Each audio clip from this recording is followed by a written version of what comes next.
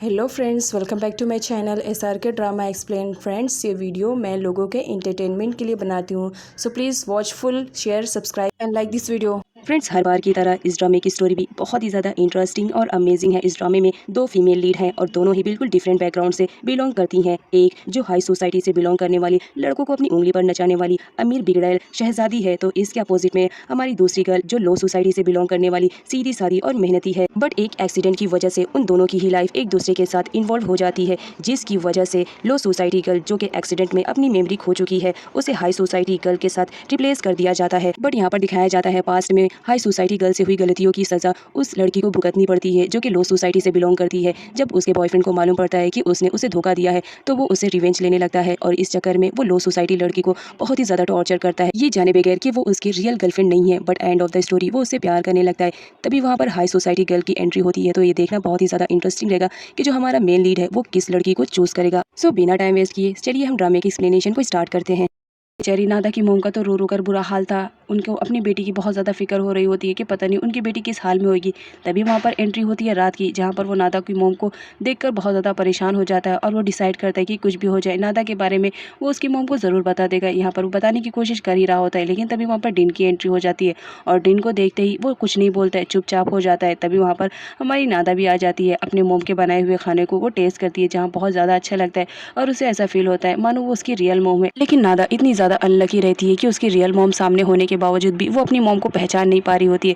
तभी वो लोग वहाँ से जाने लगते हैं, जिस पर नादा की मोम पूछने लगती है रात से कि तुम कुछ कह रहे थे, लेकिन रात मना करते हुए वहाँ से चला जाता है। लेकिन यहाँ पर दिखाया जाता है डिन को, वो रात के पीछे आता है और कहता है कि नादा का ख्याल रखना, अगर नादा को कुछ भी हुआ तो याद रखना मैं तुम्हें छोड़ूंगा नहीं। नादा की मेमोरी आने तक का मैं सिर्फ वेट कर रही हूँ, जैसे उसकी मेमोरी वापस आ जाएगी तो सबसे पहले मैं उसे तुम्हारे वहाँ से लेकर आ जाऊँगा। अब यहाँ पर मिस्टर थनको की वाइफ को दिखाया जाता है, जो डॉक्टर गोसन के पास आते हैं और उन्हें अपनी टीम में ज्वाइन होने के लिए कहते हैं। लेकिन डॉक्टर गोसन तो उसकी टीम में जाने से मना कर देते हैं, क्योंकि उनका प्यार जो उनके सामने खड़ा रहता है, वो बोलते हैं कि कुछ भी हो जाए मैं किसी को धोखा नहीं दे सकता। अब इधर रात को दिखाया जाता है, जो अपने ऑफिस में आता है, वहाँ पर उसके लिए एक एनवलप रखा रहता है। जब वो एनवलप ओपन करके देखता है तो टोटली शॉक्ड रहता है, क्योंकि उसमें रियल काऊ की पूरी पिक्स रहती है और उस पर लिखा रहता है कि वो अब सेफ है।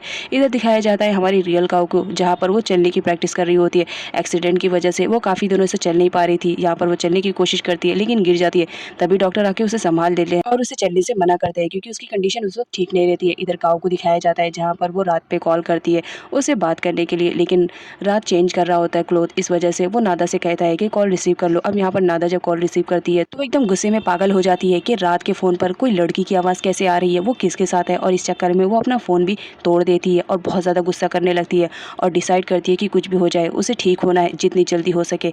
यहाँ पर हमारी नादा को दिखाया जाता है, जहाँ पर रात उसे प्रपोज करने की पूरी प्लानिंग कर चुका हुआ रहता है, क्योंकि अब वो किसी भी हाल में नादा को खोना नहीं चाह रहा था, क्योंकि वो उसे बहुत ज़्यादा प्यार करता था। जो भी हो, काऊ उसकी पास थी, लेकिन अब यहाँ पर नादा उसकी प्रेजेंट है, इस वजह से वो किसी भी हाल में नादा को खोना नहीं चाह रहा था। यहाँ पर वो वीडियो बनाता है, कहता है पता नहीं तुम्हें कल याद रहे या ना रहे, आए दिन तुम बातों को भूलती रहती हो, तो ये मैं रिकॉर्ड कर रहा हूँ, जहाँ पर तुम कभी भी भूलोगी तो मैं इसको तुम्हें दिखाकर ये प्रूफ कर सकता हूँ कि तुम और मैं एक दूसरे से बहुत ज़्यादा प्यार करते हैं। अब यहाँ पर डिन को दिखाया जाता है, जो काउन की हेल्प से उसके डैड के कमरे में घुस चुका था और उसके डैड के कमरे की तलाशी रह रहा होता है, ताकि नादा के बारे में कुछ मिल सके। लेकिन नादा के बारे में कुछ नहीं मिलता है। यहाँ पर उसे एक फ़ोटो मिलती है। अब यहाँ पर दिखाया जाएगा इस फोटो में जो लेडी है उसकी भी केमिस्ट्री इस ड्रामे में बहुत ही ज़्यादा इंटरेस्टिंग है, तो उसे भी अब शो किया जा रहा है। इधर डिन के थ्रू फाइनली नादा की मोम को सच्चाई मालूम पड़ जाती है कि काऊ की शक्ल में जो लड़की है वो कोई और नहीं, उनकी बेटी नादा है। अब यहाँ पर वो अपने आप को कंट्रोल नहीं कर पाती है और अपनी बेटी से मिलने के लिए चली जाती है। नादा तो उन्हें नहीं पहचान रही होती है, जहाँ पर उसकी मोम उसे याद दिलाने की कोशिश करती है कि तुम मेरी बेटी नादा हो। अब यहाँ पर नादा को दिखाया जाता है, वो अपने दिमाग पर जोर डालने लगती है और पास की चीज़ें याद करने की कोशिश करती है, जिसकी वजह से उसके सर में हेडेक स्टार्ट हो जाता है और वो बहुत ज़ोर से रहता है। तभी वहाँ पर रात की एंट्री होती है। अब यहाँ पर नादा बहुत ज़्यादा खुश हो जाती है और बताती है कि ये आंटी बता रही है कि ये मेरी मॉम है, क्या ये सच है।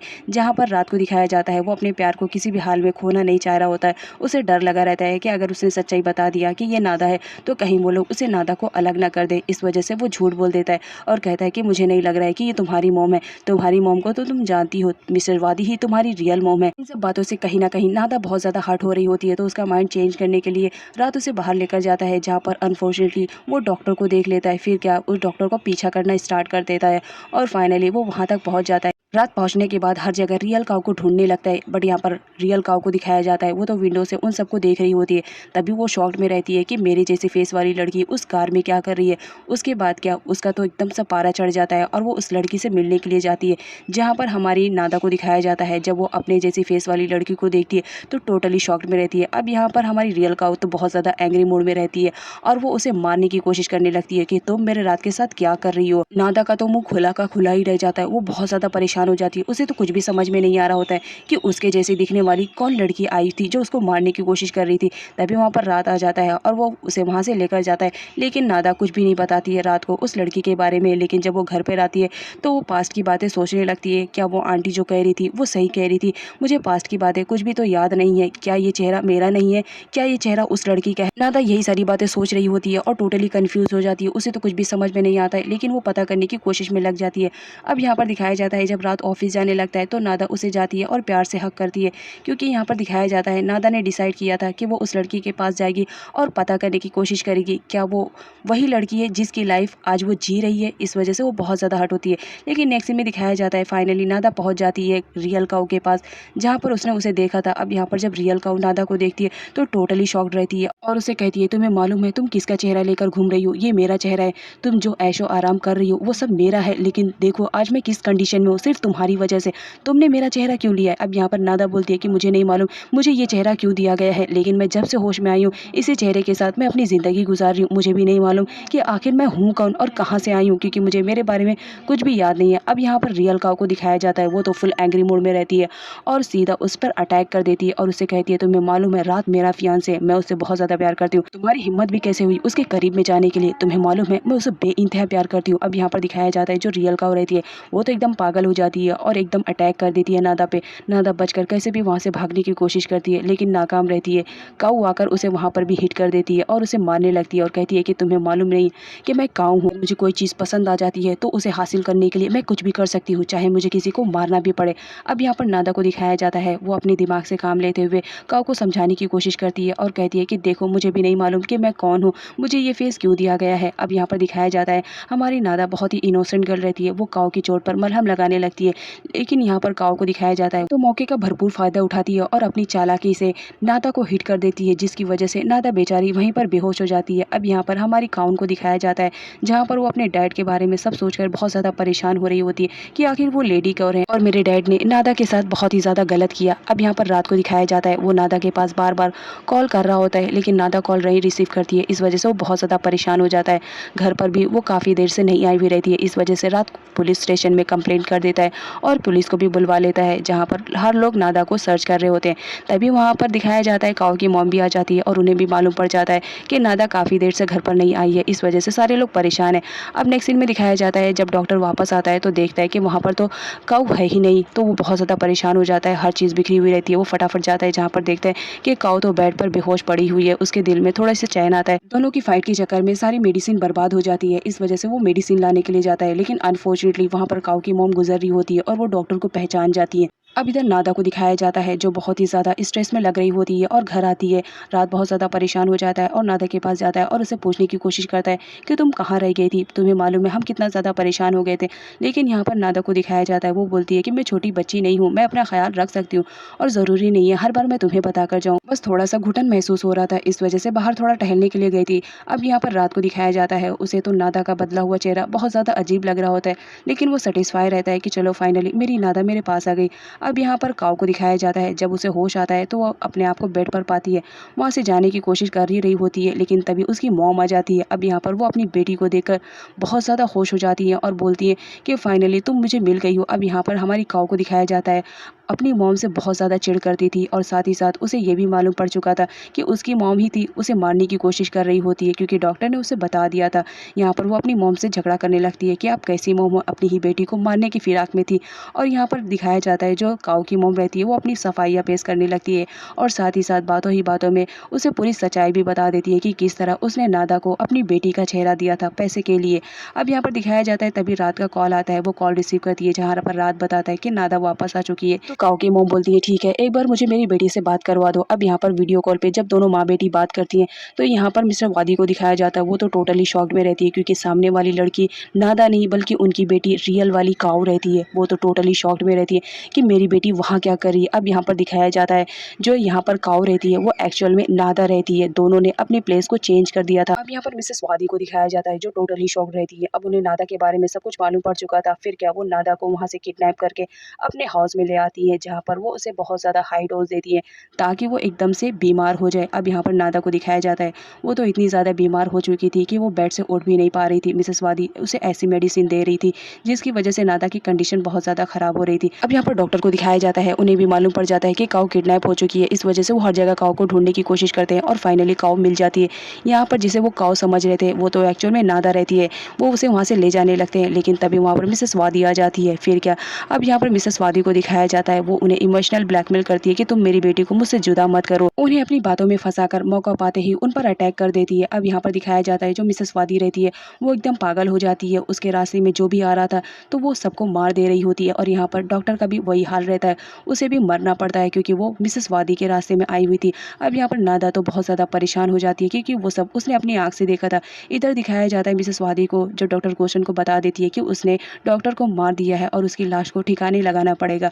यहाँ पर डॉक्टर गोशन को दिखाया जाता है वो तो टोटली पागल हो जाते हैं और बोलते हैं तुम कितना मर्डर करोगी, तुम्हें आइडिया भी है तुमने कितने लोगों को मारा है। यहाँ पर दिखाया जाता है मिसेस वादी बोलती है कि अगर तुम मेरी हेल्प नहीं करोगे तो कोई बात नहीं, मैं अपनी खुद हेल्प कर लूँगी। उसके बाद मिसेस वादी ऐसा घिनौना काम करती है कि पूछो मत, वो डॉक्टर के बॉडी पार्ट्स के टुकड़े कर देती है और साथ ही साथ ऐसा करने के लिए वो मिस्टर गोसन को भी बोलती है और कहती है कि तुम मुझसे अगर प्यार करते हो तो इन सब में मेरी हेल्प करो। अब यहाँ पर डॉक्टर गोसन तो बहुत ज़्यादा उससे प्यार करते थे, इस वजह से उसकी हेल्प करते हैं बॉडी पार्ट्स के टुकड़े करने में। और यहाँ पर दिखाया जाता है वो सारे बॉडी पार्ट्स को वो लोग लेकर जाते हैं और मगरमच्छ को खिला देते हैं और जो डॉक्टर का कपड़ा रहता है उसे जला देते हैं ताकि उनके लिए कोई सबूत ना छूटे और उन्हें कभी जेल ना जाना पड़े। अब यहाँ पर डॉक्टर को दिखाया जाता है वो तो बहुत ज़्यादा परेशान हो जाते हैं लेकिन प्यार में अंधे, उन्हें तो हर चीज़ करने में मज़ा आ रहा होता है क्योंकि उनकी पार्टनर जो उनके साथ रहती है।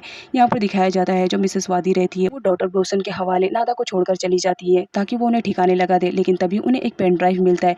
अब उस पेन ड्राइव में क्या है वो तो बाद में दिखाया जाएगा। इधर हमारी रात को दिखाया जाता है नादा का बिहेवियर बहुत ही ज़्यादा चेंज लग रहा होता है क्योंकि वो नादा नहीं रियल काऊ रहती है, उसे बहुत ज़्यादा अजीब लगने लगता है क्योंकि डाइनिंग टेबल पे अब सब कुछ काऊ की पसंद की चीज़ें रखी हुई रहती है। रात को अब बहुत ज़्यादा अजीब सा लगने लगता है तो वो काऊ के बारे में सब कुछ पता करने की कोशिश करता है और फाइनली काऊ के बिहेवियर से उसे मालूम पड़ जाता है कि सामने जो लड़की बैठी है वो उसकी नादा नहीं बल्कि काऊ है। नादा के बारे में सोचकर वो बहुत ज़्यादा अपसेट हो जाता है और कहता है कि मेरी लाइफ में जब तक नादा थी कितनी अच्छी हैप्पी लाइफ चल रही होती है और यहाँ पर अब काऊ आ चुकी है। तो ये सारी बातें वो अपने डैड से शेयर करता है और उनसे हेल्प लेने की कोशिश करता है और कहता है कि कुछ भी हो जाए मुझे नादा को किसी भी हाल में सेव करना है। अगर रियल काऊ यहाँ पर है तो उसी ने ही नादा को किडनैप किया होगा, नादा बहुत बड़ी मुसीबत में है डैड, मेरी हेल्प करो। अब यहाँ पर नादा को दिखाया जाता है वो उन लोग से मिन्नतें कर रही होती है कि प्लीज़ मुझे जाने दो, मुझे छोड़ दो, मैं तुम्हारे बारे में किसी को भी नहीं बताऊंगी, बस मुझे मेरी मॉम के पास जाने दो।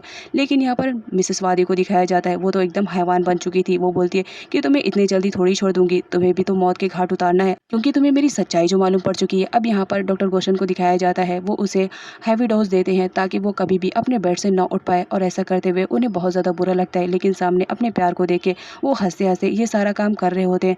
नादा की कंडीशन दिन ब दिन ख़राब होते जा रही होती है, वो तो सही से चल भी नहीं पा रही थी। अब यहाँ पर दिखाया जाता है जहाँ पर डिन वो फ़ोटो लेकर आता है और नादा की मॉम से पूछने की कोशिश करता है क्या कभी आपने इस लेडी को देखा, लेकिन तभी वहाँ पर रात आ जाता है। अब यहाँ पर रात को दिखाया जाता है वो नादा की मॉम को बता देता है कि नादा गायब है और रियल काऊ उसकी जगह पर आ चुकी है, बहुत बड़ी प्रॉब्लम हो चुकी है, किसी भी तरह हमें नादा को बचाना है। लेकिन तभी वहाँ पर वो फ़ोटोज़ देखता है जहाँ पर डिन उसे पूरा बता देता है कि ये फ़ोटो हमें डॉक्टर गोसन के घर से मिले है और हम इसके बारे में पता करने की कोशिश कर रहे हैं। अब यहाँ पर डॉक्टर गोसन को दिखाया जाता है उन्हें जो पेन ड्राइव मिला था उसमें दिखाया जाता है डॉक्टर ने पूरे सबूत रखे थे, डॉक्टर ने काऊ के भी बारे में सब कुछ इन्फॉर्मेशन दी हुई रहती है और साथ ही साथ जो मिसेस वादी रहती है उनके भी बारे में। और ये भी मालूम पड़ता है कि कुछ सालों पहले भी किसी लेडी की प्लास्टिक सर्जरी हुई थी। अब यहाँ पर जब ये बात डॉक्टर गोसन सुनते हैं तो बहुत ज़्यादा शॉक में रहते हैं कि इन्हें कैसे मालूम पड़ा कि हमें कुछ साल पहले किसी लड़की की सर्जरी की थी। अब यहाँ पर दिखाया जाता है वो पेन ड्राइव को छुपाने की कोशिश करते हैं ताकि वो किसी और के हाथ में न लगे, लेकिन साथ ही साथ वो बहुत ज़्यादा परेशान रहते हैं। अब यहाँ पर दिखाया जाता है जो हमारा रात रहता है वो बहुत ज़्यादा परेशान रहता है लेकिन फिर भी वो हेल्प करने की कोशिश करता है और यहाँ पर दिखाया जाता है वो उस लेडी को ढूंढने की कोशिश में लग चुका रहता है। लेकिन तभी वहाँ पर काऊ आ जाती है। फिर क्या उसका मूड बहुत ज़्यादा ख़राब हो जाता है और वो वहाँ से चला जाता है। लेकिन यहाँ पर काऊ को दिखाया जाता है उसे कुछ ना कुछ तो डाउट लग रहा होता है। तो वो आती है और रात का लैपटॉप चेक करने लगती है, जहाँ पर उसे वो फ़ोटो देखने मिलता है। अब नेक्स्ट सीन में दिखाया जाता है जब रियल काऊ अपनी मॉम के पास आती है। अब यहाँ पर काऊ की मॉम को दिखाया जाता है, उसे भी मालूम पड़ जाता है कि ये मेरी बेटी है। उसकी बेटी है तो ज़ाहिर सी बात है उससे भी चढ़ बढ़ के रहेगी। अब यहाँ पर वो अपनी मॉम पे चिल्लाने लगती है कि मुझे उस दिन का पूरा याद है, जिस दिन आप मुझे मौत के घाट उतारने के लिए आई थी। आपको बहुत ज़्यादा बुरा लग रहा था ना, लेकिन देखो आज मैं सही सलामत अपने पैरों पे खड़ी हूँ। अब यहाँ पर दिखाया जाता है वो अपनी मॉम को फ़ोटो के बारे में बताती है और पूछने की कोशिश करती है कि वो लेडी कौन है। अब यहाँ पर उसकी मॉम तो टोटली शॉक्ड रहती है कि ये सारी बातें उसे कैसे मालूम पड़ गई। वो अपनी मॉम से कुछ पूछे और उसकी मॉम बताए ना, ऐसे तो हो ही नहीं सकता है। यहाँ पर उसकी मॉम बताना स्टार्ट करती है कि जिस लेडी के बारे में तुम मुझसे पूछने की कोशिश कर रही हो, एक्चुअल में वो बहुत टाइम पहले हमारी ऑफिस में काम करती थी। कुछ दिनों तक तो सब कुछ ठीक चल रहा था, लेकिन जब मुझे बाद में आइडिया मिला कि उसका तुम्हारे डैड के साथ अफेयर चल रहा था तो मैं बहुत ज़्यादा गुस्से में आ गई थी, जिसकी वजह से मैंने उसे जॉब से बाहर कर दिया था। और आई डोंट नो वो अब कहाँ है। इधर हमारी बेचारी नादा को दिखाया जाता है जो वहाँ से भागने की कोशिश में लगी रहती है। वो डोर ओपन ही कर रही होती है, लेकिन तभी वहाँ पर डॉक्टर गोशन आ जाते हैं और वो नादा को पकड़ लेते हैं। यहाँ पर नादा बहुत सारी मिन्नतें करती है कि प्लीज़ अंकल मुझे छोड़ दो, आपकी भी तो बेटी है, अगर आपकी बेटी के साथ कोई ऐसा करेगा तो आप मुझे बताओ क्या करोगे। लेकिन डॉक्टर गोसन उसकी एक नहीं सुनते और उसे बेहोशी का इंजेक्शन लगा देते हैं। इधर काउन को दिखाया जाता है जब वो बाहर जा रही होती है, तभी उसके डैड के शूज़ में उसे ब्लड लगा हुआ दिखता है। वो टोटली शॉक्ड रहती है कि उसके डैड ने अब क्या कर दिया है। यहाँ पर रियल काउ को दिखाया जाता है जब वो ऑफिस में आती है तो उसकी मुलाकात काउन से होती है। अब यहाँ पर वो काउन से इस तरीके से बात कर रही होती है कि काउन को भी डाउट होने लगता है, क्योंकि नादा उस तरीके से उससे कभी भी बात नहीं करती थी। वहाँ पर डीन की एंट्री होती है। अब डीन को देखने के बाद यहाँ पर काउ का हाल दिखाया जाता है, वो तो उस पर फ्लैट हो जाती है और काउन से पूछती है क्या ये तुम्हारा बॉयफ्रेंड है, जिस पर काउन बोलती है कि नहीं ये मेरा फ्रेंड है। अब यहाँ पर दिखाया जाता है जो हमारी काउ रहती है वो बोलती है क्या मैं इसे ले सकती हूँ, ये मेरा बहुत ही अच्छा बेस्ट फ्रेंड बन सकता है। नेक्स्ट सीन में दिखाया जाता है जहाँ पर डीन आता है, उसे नादा का बदला हुआ चेहरा बहुत ज़्यादा अजीब लग रहा होता है।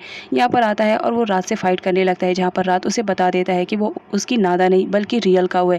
यहाँ पर जो हमारा डीन रहता है वो तो टोटली शॉक्ड हो जाता है और उससे पूछने की कोशिश करता है अगर ये काउ है तो मेरी नादा कहाँ है। जहाँ पर रात बताता है कि नादा इस वक्त काउ की ही कैद में है, हमें किसी भी तरह नादा को बचाना पड़ेगा। अब यहाँ पर दिखाया जाता है जहाँ पर काउन आती है और वो अपने डैड की तरफ से उन लोगों से माफ़ी मांगती है और साथ ही साथ ब्लड के भी बारे में बता देती है। और यहाँ पर वो रिक्वेस्ट करती है कि प्लीज़ कुछ भी करके मेरे डैड की हेल्प करो, क्योंकि मैं नहीं चाहती हूँ कि मेरे डैड जेल जाए। मेरे डैड के अलावा इस दुनिया में मेरा कोई नहीं है। अब यहाँ पर दिखाया जाता है काउन किसी भी तरह अपने डैड को बचाना चाह रही होती है, इस वजह से वो उनके खिलाफ पूरे सबूत इकट्ठे करने लगती है ताकि वो किसी भी तरह अपने डैड को सेव करे। लेकिन यहाँ पर ऐसा करते हुए वो बहुत ज़्यादा हर्ट हो रही थी, क्योंकि पहली बार वो ऐसा कुछ काम कर रही होती है कि उसके डैड को इस बात की खबर नहीं रहती है। जहाँ पर डीन को दिखाया जाता है उसे काउन का इस तरह रोना देखा नहीं जाता है। इधर हमारी नादा को दिखाया जाता है, बेचारी एक बार फिर से ट्राई करती है वहाँ से भागने के लिए, लेकिन अनफॉर्चुनेटली मिसेस वादी वहाँ पर पहुँच जाती है, जिसकी वजह से नादा नहीं भागती है। अब यहाँ पर दिखाया जाता है डॉक्टर गोसन उसे दोबारा से बेड में बांध देते हैं और कहते हैं तुम बहुत ज़्यादा भागने की कोशिश कर रही हो, हमने तुम्हें मना किया था यहाँ से भागने के लिए, और साथ ही साथ उसे हाई डोज दे देते हैं, जिसकी वजह से वो बेहोश हो जाती है। अब यहाँ पर रात के डैड को दिखाया जाता है। रात और रात के डैड दोनों जैसा तैसा करके नादा के बारे में पूरा पता लगा लेते हैं और उस जगह पर पहुँच जाते हैं, लेकिन उस जगह पर बहुत सारे बॉडीगार्ड्स लगे हुए रहते हैं। इस वजह से वो डिसाइड करते हैं कि हम तो ऐसे में नहीं जा सकते, तो हमें प्लान करना पड़ेगा। अब इधर रियल काउ को दिखाया जाता है वापस से अपने प्लेस पर आने के बाद उसकी हरकतें दोबारा से स्टार्ट हो जाती है, जहाँ पर वो पैच के साथ रोमांस कर रही होती है। अब नेक्स्ट सीन में दिखाया जाता है पैच से रोमांस करने के बाद वो घर आती है, जहाँ पर अपने हेयर को सही कर रही होती है। तभी वहाँ पर हमारा रात आता है और उसे हक करते हुए कहता है कि काफ़ी दिन हो गए हैं, अब हम दोनों को शादी कर लेनी चाहिए। एक्चुअली ये भी उसके प्लान का एक पार्ट रहता है। अब यहाँ पर रात के डैड को दिखाया जाता है, जहाँ पर वो मिसेस वादी के सामने अनाउंस कर रहे होते हैं कि हमें ज़्यादा देर ना करते हुए अपने बच्चों की शादी कर देनी चाहिए।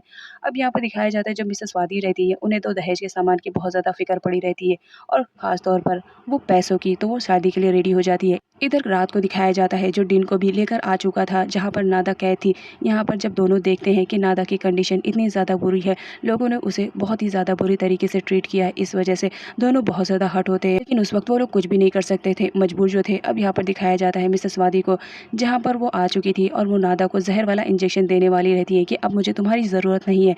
तभी वहाँ पर डॉक्टर गोसन आ जाते हैं और जैसा तैसा करके वो नादा को इंजेक्शन नहीं लगाने देते हैं और मिसेस वादी से कहते हैं बस करो ये सारे काम, अब जो भी तुम चाहती थी थी वो सब पूरे हो रहे हैं, तो इस लड़की को छोड़ दो। लेकिन मिसेस वादी का कहना था कि मैं इस लड़की को नहीं छोड़ सकती हूँ क्योंकि ये मेरे बारे में सबको बता देगी। इधर सारे लोग मैप के थ्रू डिस्कस कर रहे होते हैं कि किस तरह हम नादा को सेफली बचा सकते हैं। अब यहाँ पर रात कहता है तुम जाओगे डीन पुलिस को लेकर के, क्योंकि मैं उस वक्त शादी वाले हॉल में बैठा रहूँगा, इस वजह से मैं कुछ नहीं कर पाऊँगा। अब यहाँ पर दिखाया जाता है फाइनली शादी वाला दिन आ जाता है जहाँ पर रात और रियल काऊ दोनों ही शादी करने वाले रहते हैं। जहाँ पर मिसेस वादी बहुत सारे अमाउंट देखकर उनकी आंखें तो खुली की खुली रहती है। यहाँ पर दिखाया जाता है रात और उसके डैड काफ़ी देर तक ट्राई करते रहते हैं कि शादी को वो किसी भी तरह टाल सके जब तक कि नादा मिल नहीं जाती है। अब यहाँ पर दिखाया जाता है डीन पुलिस को लेकर वहाँ पर पहुँच जाता है जहाँ पर उन गुंडों से वो हाथापाई करता है और सेफली नादा को वहाँ से बचाकर निकलने ही वाला रहता है। लेकिन तभी पीछे से कोई उस पर गोली चला देता है जिसकी वजह से वो बहुत ज़्यादा हर्ट हो जाता है। उसके हाथ से भी ब्लड निकल रहा होता है, लेकिन उस वक्त उसे नादा की बहुत ज़्यादा फिक्र हो रही होती है। किसी भी तरह वो नादा को वहाँ से बचाकर हॉस्पिटल लेकर चला जाता है। यहाँ पर मिस्टर थन को दिखाया जाता है जो वहाँ पर आ चुके हुए रहते हैं और वो शादी को रोक रहे होते हैं कि पहले मेरा अमाउंट तो पे करो, उसके बाद जितनी शादियाँ करनी रहेगी उतनी ही करना, और साथ ही साथ वो वहाँ की सारी चीज़ों को तोड़ने फोड़ने लगते हैं।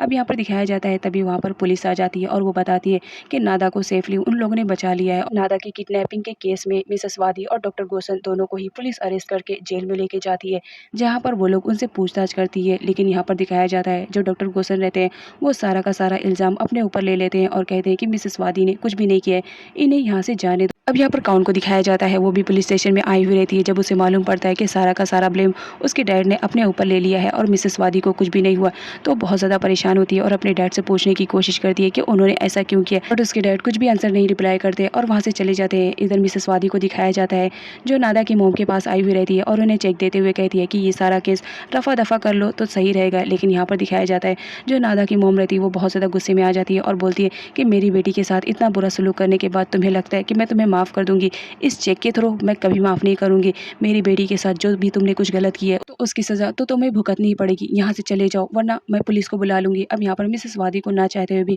वहाँ से जाना पड़ता है। अब यहाँ पर हमारी नादा को दिखाया जाता है जहाँ पर उसे हॉस्पिटल में होश आता है। ये देखकर रात तो बहुत ज़्यादा खुश हो जाता है और उसके फोरहेड पे किस कर लेता है कि फाइनली चलो इस बात की तसल्ली हुई कि तुम ठीक हो। यहाँ पर हमारी नादा को दिखाया जाता है उसे कुछ कुछ याद आ रहा होता है, साथ ही साथ उसका ट्रीटमेंट भी स्टार्ट हो जाता है, जहाँ पर ट्रीटमेंट होने के बाद उसे रियलाइज़ होता है कि उसकी मेमोरी वापस आ चुकी है।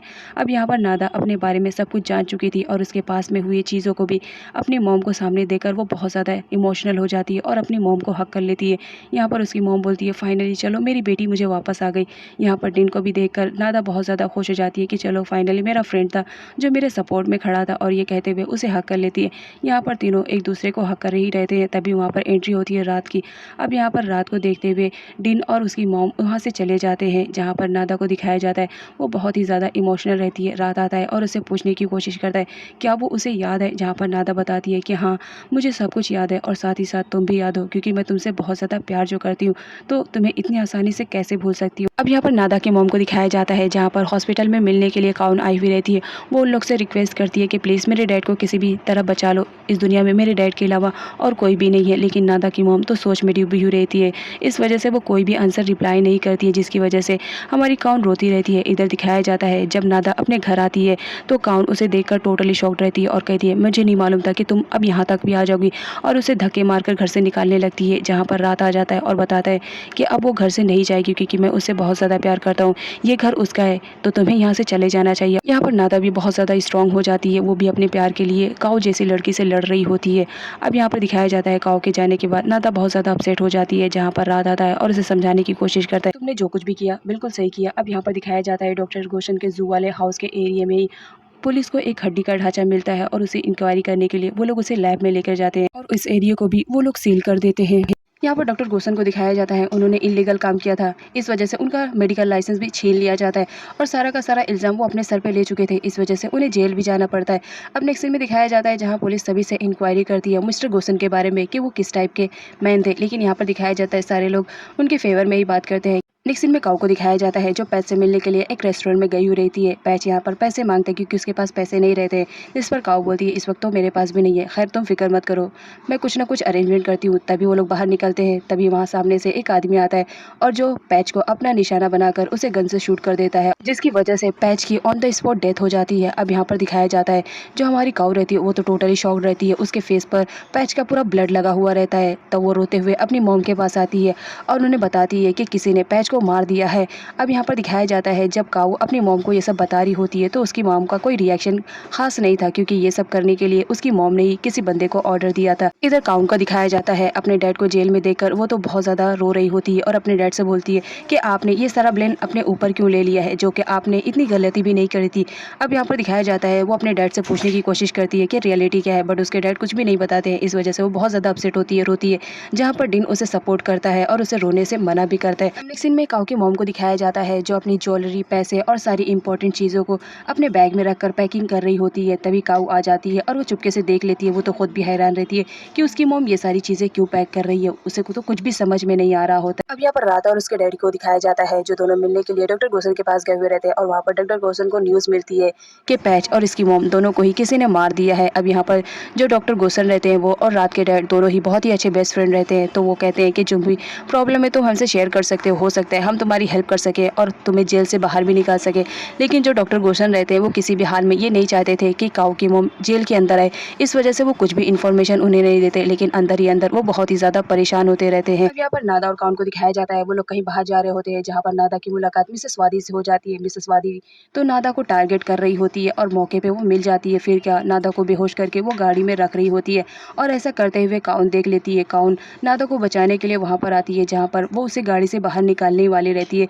तो मिसेस वादी उसे भी बेहोश करके नादा के साथ वहाँ से लेकर के चली जाती है। अब यहाँ पर दिखाया जाता है जहाँ पर डिन के पीछे दो आदमी लगे हुए रहते हैं, वो लोग तो उसे उलझा रहे होते हैं ताकि मिसेस वादी ये सारा काम कर ले और फाइनली उनका काम हो भी जाता है। जब वापस आता है तो नादा और काउन को ढूंढने लगता है, लेकिन वो लोग कहीं पर भी नहीं मिलते तो परेशान होकर इधर उधर ढूंढने लगता है। जहाँ पर नादा का पर्स उसे मिल जाता है, वो समझ जाता है कि जरूर कुछ ना कुछ तो गड़बड़ हुआ है। इसकी वजह से वो पुलिस स्टेशन में कंप्लेन करते हैं और साथ ही साथ उस एरिया की सीसीटीवी कैमरास को भी चेक करते हैं, जहां उन्हें मालूम पड़ जाता है कि किस तरह मिसेस वादी ने नादा और काउन दोनों को ही किडनैप करके वहां से लेकर चली गई है, जिसकी वजह से पुलिस हर जगह मिसेस वादी को सर्च करने लगती है और फाइनली काफी टाइम के बाद उनकी कार मिल जाती है।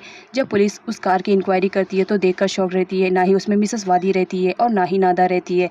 यहाँ पर दिखाया जाता है मिसेस वादी अपना माइंड का यूज करते हुए वो कार को चेंज कर चुकी थी और इस वक्त नादा और काउन को वो दूसरे कार में कहीं और लेकर जा रही थी। रात के डैड को दिखाया जाता है जो मिसेस वादी के पास गए हुए रहते हैं और जेल में सब कुछ बता देते हैं कि किस तरह मिसेस वादी ने उनकी बेटी और नादा को किडनैप कर लिया है।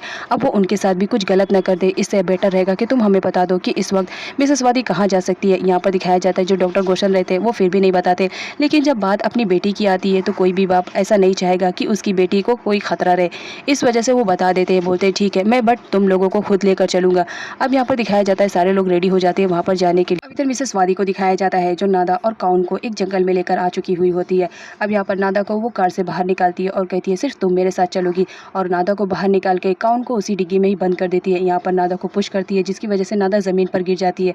उसके बाद मिसेस वादी नाइफ निकालती है जिसकी वजह से नादा डर जाती है, बोलती है परेशान होने की जरूरत नहीं है, बस तुम्हारे पैर की रस्सियां खोल रही हूँ, और साथ ही साथ उसे गन पॉइंट पे रखकर उसे अपने साथ चलने के लिए कहती है। इधर हर कोई मिसेस वादी और नादा को ढूंढने में लगे हुए रहते हैं और फाइनली डिन को दिखाया जाता है जहाँ पर उसे मिसेस वादी की कार खड़ी हुई मिल जाती है। जब वो अंदर झांक कर देखता है तो कोई नहीं रहता है, लेकिन डिग्गी से उसे आवाज़ आने लगती है तो वो समझ जाता है ज़रूर कोई डिग्गी में होगा। फिर क्या, वो डिग्गी ओपन करता है और उसमें काउन उसे मिलती है। वो तो बहुत ज़्यादा शॉक में रहती है। फिलहाल यहाँ पर एक लड़की की तो जान वो लोग बचा लेते हैं, लेकिन यहाँ पर जो हमारी काउन रहती है वो बोलती है मेरी हेल्प करने से बेटर रहेगा तुम इस वक्त नादा की हेल्प करो, क्योंकि मिस्टर जो वादी है वो नादा को कभी भी मार सकती है। मिसेस वादी को दिखाया जाता है जो गन पॉइंट पे नादा को लेकर आकर एक जगह पर खड़ा कर देती है और कहती है कि इस पानी में कूद जाओ, जहाँ पर बहुत सारे मगरमच्छ रहते हैं। नादा तो बहुत ज़्यादा शॉक में रहती है कि अगर वो जंप करेगी तो उन मगरमच्छों का खाना बन जाएगी, लेकिन यहाँ पर मिसेस वादी उसे पॉइंट आउट करती है और कहती है जल्दी से जंप करो। अभी वो जंप करने ही वाली रहती है, तभी वहाँ पर डॉक्टर गोसन सारे लोगों को लेकर पहुंच चुके होते हैं और मिसेस वादी को नाम थीफ कह के बुला रहे होते हैं कि नाम थीफ कुछ भी ऐसा काम मत करो जिसकी वजह से तुम हर्ट हो। अब यहाँ पर दिखाया जाता है जो मिसेस वादी रहती है वो बोलती है कि तुम मुझे नाम थीफ क्यों कह के पुकार रहे हो, जबकि तुम जानते हो कि मैं मिसेस वादी हूँ। इस पर डॉक्टर गोसन का कहना था कि मैं अब और झूठ नहीं बोल सकता हूँ, प्लीज़ ऐसा कुछ काम मत करो और तुम्हें नादा को परेशान करने की ज़रूरत नहीं है, वो बहुत ही इनोसेंट लड़की है। यहाँ पर दिखाया जाता है जो मिसेस वादी रहती है उनकी आइडेंटिटी फेक रहती है, एक्चुअल में वो नाम थीफ रहती है जो मिसेस वादी की आइडेंटिटी को यूज़ कर रही होती है। यहाँ पर दिखाया जाता है उन्हें बहुत ज़्यादा बुरा लगता है कि वो जिससे प्यार करती है अब वही उन्हें धोखा दे रहा है। यहाँ पर वो उसे बोलती है कि तुम्हें मालूम है मैंने इसे छुपाने के लिए कितने लोगों को मारा और तुम मुझे इस नाम से बुला रहे हो और ये कहने की कोशिश कर रहे हो कि मैं ये सब छोड़ दूँ, मैं ये सब नहीं छोड़ सकती। अब यहाँ पर दिखाया जाता है उस टाइम काऊ भी वहाँ पर आई हुई रहती है। ये सारी बातें वो अपने कान से सुनकर तो शॉक्ड में रहती है कि उन लोगों ने किस तरह मिलकर उसकी मॉम को मार डाला था। अब यहाँ पर काऊ को दिखाया जाता है, वो तो गुस्से टाइप की लड़की रहती है और ये सारी बातें सुनने के बाद तो वो एकदम हाइपर हो जाती है और मिसेस वादी को वो अब नामथीव के नाम से बुला रही होती है कि शायद इसी वजह से मैं तुमसे कभी प्यार नहीं कर पाई, क्योंकि तुमने मेरी मॉम को मार डाला और जो कि तुम मेरी रियल मॉम हो भी नहीं। इसी वजह से तुमने मुझे बिगाड़ डाला, शायद मैं इसी वजह से आज ऐसी हूँ। लेकिन फिक्र मत करो, इसका बदला तो मैं ज़रूर लेकर रहूँगी। तुम दोनों ने मिलकर मेरी मॉम को मारा, मुझे अनाथ किया, इसकी सज़ा तो मैं देकर रहूँगी। अब यहाँ पर दिखाया जाता है कौन बहुत ज़्यादा गुस्से में रहती है। इस वजह से वो पुलिस से उसके गन छीन कर शूट कर देती है, जिसकी वजह से मिसेस वादी को गोली लगने वाली रहती है। लेकिन तभी डॉक्टर गोसन सामने आ जाते हैं और वो गोली उनको लग जाती है। यहाँ पर दिखाया जाता है डॉक्टर गोसन फेक मिसेस वादी से इस कदर प्यार करते थे कि उसके लिए अपनी जान भी दे सकते थे। लेकिन यहाँ पर दिखाया जाता है गोली चलाने वाला कोई और नहीं, मिस्टर थन ही रहते हैं। मिस्टर थन ने ही शूट किया था ताकि वो मिसेस वादी को मार सके, क्योंकि उसने ही उसके बेटे को ही मारा था। इस वजह से वो अपना बदला लेने के लिए आए हुए थे और काऊ ने जो शूट किया था वो गोली तो कहीं और चली गई थी। यहाँ पर डॉक्टर गोसन को दिखाया जाता है गोली लगने की वजह से उनकी कंडीशन बहुत ज़्यादा ख़राब हो जाती है, लेकिन फिर भी वो नामथीव को समझाने की कोशिश करते हैं कि अपने आप को पुलिस के हवाले कर दो। लेकिन यहाँ पर जो नामथीव रहती है वो बोलती है इतनी आसानी से मैं पुलिस को अपने हवाले नहीं कर दूंगी, ये सब करने के लिए मैंने इतना बड़ा कदम नहीं उठाया था। अब यहाँ पर दिखाया जाता है वो बोलती है कुछ भी हो जाए लेकिन किसी भी हाल में मैं जेल में नहीं जाऊँगी। इस वजह से वो अब यहाँ पर स्माइल करने लगती है। सारे लोग तो बहुत ज़्यादा शॉक्ड हो जाते हैं कि ये अब क्या करने वाली है। लेकिन यहाँ पर दिखाया जाता है जो नामथीव रहती है वो पानी में जम करके मगरमच्छ का खाना बन जाती है। नेक्स्ट सीन में डॉक्टर गोसन को दिखाया जाता है जहाँ पर वो हॉस्पिटल में एडमिट थे और साथ ही साथ पुलिस को अपना स्टेटमेंट भी दे रहे होते हैं। यहाँ पर वो बताते हैं कि नामथीव वही लड़की है जिससे वो बचपन से ही प्यार करते थे। वो लोगों ने शादी करने का भी डिसाइड किया था, लेकिन फैमिली वालों को उनकी शादी एक्सेप्ट नहीं थी। इस वजह से ना चाहते हुए भी डॉक्टर गोसन को काउन की मॉम से शादी करनी पड़ती है। लेकिन शादी के कुछ सालों के बाद काउन की मॉम की भी डेथ हो जाती है। इस वजह से वो डिप्रेशन में रहने लगते हैं। लेकिन अनफॉर्चुनेटली उनकी मुलाकात दोबारा से नामथीव से होती है, जहाँ पर उन दोनों का प्यार वापस से शुरू हो जाता है। यहाँ पर दिखाया जाता है नामथीव बहुत ज़्यादा गुस्सैल टाइप की लड़की रहती है, लेकिन फिर भी डॉक्टर गोसन को वो बहुत ज़्यादा पसंद आती थी। अब यहाँ पर दिखाया जाता है डॉक्टर गोसन उस टाइम में जिस हॉस्पिटल में काम करते थे वहाँ की ओनर मिसेस वादी थी, जो अपने हस्बैंड के साथ मिलकर उस हॉस्पिटल को चला रही होती है। लेकिन कुछ टाइम के बाद जब मिसेस वादी के हस्बैंड की डेथ हो जाती है तो उनके ऊपर सारा डिप्रेशन पड़ जाता है, जिसकी वजह से वो सारा काम हैंडल नहीं कर पाती है। तो इस वजह से डॉक्टर गोसन मिसेस वादी की हेल्प किया करते थे। लेकिन यहाँ पर दिखाया जाता है जो नामथीव रहती है वो उस हेल्प को गलत तरीके से समझने लगती है और उसे लगता है कि इन दोनों का अफेयर चल रहा है और उन दोनों को इस सिचुएशन में देखकर गलत मीनिंग निकालने लगती है और यहाँ पर वो गुस्से में पागल होने लगती है। जहाँ पर डॉक्टर गोसन उसे समझाने की कोशिश करते हैं और साथ ही साथ एक्सप्लेन भी करते हैं कि तुम जैसा समझ रही हो ऐसा कुछ भी नहीं है। लेकिन यहाँ पर नामथीव को दिखाया जाता है वो तो बहुत ज़्यादा एग्री मोड में रहती है और सीधा गन निकाल लेती है और वो मिसेस वादी को शूट करने वाली रहती है। लेकिन डॉक्टर गोसन उसे ऐसा करने से मना कर देते हैं और यहाँ पर गन की छीना झपटी में गोली चल जाती है। लेकिन यहाँ पर दिखाया जाता है वो गोली सीधा जाकर मिसेस वादी को लगती है और ये गोली किसी और से नहीं डॉक्टर गोसन के हाथों से चली थी। गोली लगने की वजह से मिसेस वादी की ऑन द स्पॉट डेथ हो जाती है, जिसकी वजह से डॉक्टर गोसन बहुत ज़्यादा डर जाते हैं कि उन्हें अब पुलिस लेके जाएगी। यहाँ पर वो पुलिस से बचने के लिए मिसेस वादी की डेड बॉडी के पार्ट्स के टुकड़े कर देते हैं और उन्हें लेकर जाकर उन्हीं मगरमच्छों को खिला देते हैं ताकि मिसेस वादी के बारे में किसी को कुछ भी ना मालूम पड़े। अब यहाँ पर दिखाया जाता है डॉक्टर गोसन वो इस वजह से भी ये काम करते हैं क्योंकि उनकी 5 साल की काउन जो रहती है उसका भी फ्यूचर तो उन्हें देखना था। इस वजह से वो ऐसा करते हैं। जहाँ पर हमारी नामथीव को दिखाया जाता है ऐसा करने में वो भी उनकी हेल्प करती है। अब जबकि मिसेस वादी का मर्डर हो चुका था तो वो इस दुनिया में नहीं थी और इस बात का फ़ायदा उठाती है नामथीव और वो डॉक्टर गोसन को किसी भी तरह मना लेती है कि वो उसकी सर्जरी करके उसे मिसेस वादी का चेहरा दे। अब यहाँ पर डॉक्टर गोसन इतना ज़्यादा प्यार में पागल थे कि वो नामथीव को मिसेस वादी का चेहरा दे देते हैं। अब यहाँ पर दिखाया जाता है नामथीव अब एक नए चेहरे के साथ उन लोगों के साथ रहा करती थी। अब सीन प्रेजेंट का दिखाया जाता है जहाँ पर डॉक्टर गोसन सारे लोगों से माफ़ी मांगते हैं कि मेरी वजह से आप लोगों को बहुत ज़्यादा प्रॉब्लम सहनी पड़ी, इस वजह से मुझे माफ़ कर दीजिए। मुझे नहीं मालूम था कि हालात इतने ज़्यादा बिगड़ जाएंगे। मैंने जिस डर की वजह से मिसेस वादी को मगरमच्छों के हवाले किया था, लेकिन देखो आज वही दिन आ गया, मुझे जेल जाना ही पड़ेगा। लेकिन कोई बात नहीं, अब मुझे खुशी इस बात की है कि मेरी काउन अब बड़ी हो गई है। इसके अलावा मिस्टर गोसन ने वो पेन ड्राइव भी पुलिस के हवाले कर दिया था जिसमें डॉक्टर को पहले ही मालूम पड़ चुका था कि जो काऊ की मॉम है वो रियल नहीं है, वो फेक है। अब यहाँ पर काउन को दिखाया जाता है जो अपने डैड से मिलने के लिए जेल में आई हुई रहती है। इस तरह अपने डैड को जेल में देखकर उसे बहुत ज़्यादा हर्ट होता है, वो बहुत रोती है। जहाँ पर डॉक्टर गोसन उसे समझाते हैं कि चलो कोई बात नहीं, जिसके साथ जो होना रहता है वो हो जाता है। मैंने जिस चीज़ के लिए इतने साल पहले ही किसी का मर्डर किया, देखो आज फिर भी मुझे जेल में ही आना पड़ा, तुम फिक्र मत करो। यहाँ पर रियल काऊ को दिखाया जाता है जो रात से मिलने के लिए आई हुई रहती है। उसे अपनी गलतियों का रियलाइज़ हो जाता है तो वो सॉरी बोलने के लिए आती है और साथ ही साथ उसकी तरफ फ्रेंडशिप का हाथ बढ़ाती है, लेकिन रात उसे एक्सेप्ट नहीं करता है क्योंकि पास्ट में काऊ ने बहुत ज़्यादा गलतियाँ की थी जिसकी वजह से रात उसे एक्सेप्ट नहीं करता है। तो वो उदास मन से वहाँ से जाने लगती है जहाँ पर उसकी मुलाकात नादा से होती है। यहाँ पर दिखाया जाता है नादा दिल की बहुत अच्छी रहती है तो वो काऊ की तरफ खुद ही फ्रेंडशिप का हाथ बढ़ाती है और कहती है कि फिक्र मत करो, जब भी तुम्हें मेरी ज़रूरत पड़ेगी मैं हमेशा तुम्हारी हेल्प करूंगी। नादा को ऐसा करते हुए देखकर काऊ बहुत ज़्यादा हर्ट होती है। वो बहुत ज़्यादा रोने लगती है कि मैंने तुम्हारे साथ इतना ज़्यादा बुरा किया, लेकिन फिर भी बदले में तुम मुझसे फ्रेंडशिप का हाथ बढ़ा रही हो और उन दोनों की भी फ्रेंडशिप हो जाती है। अब इधर डिन को दिखाया जाता है जो काऊ से मिलने के लिए उसके हॉस्पिटल में आया हुआ रहता है।